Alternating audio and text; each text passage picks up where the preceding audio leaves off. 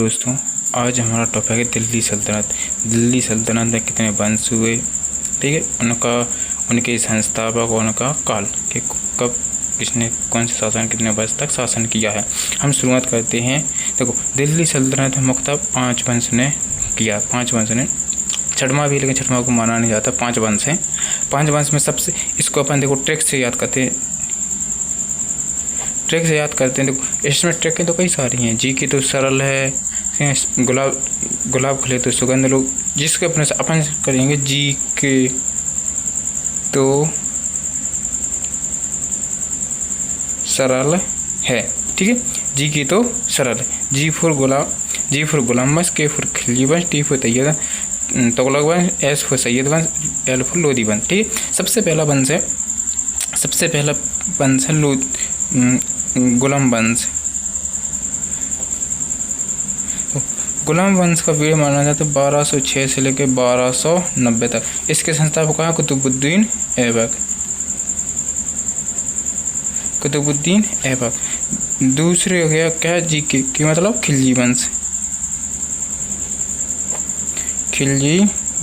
इसका पीरियड माना जाता है 1290 से लेकर 1320 तक।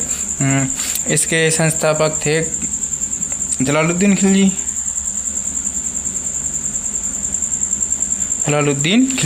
तीसरा वंश था तुगलक वंश।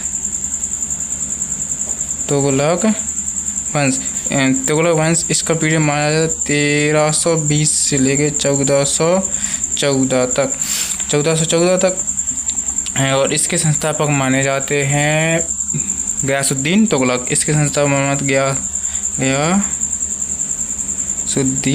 तुगलक, ठीक है फ्रेंड्स। चौथा वंश है जी की एस फॉर सैयद वंश।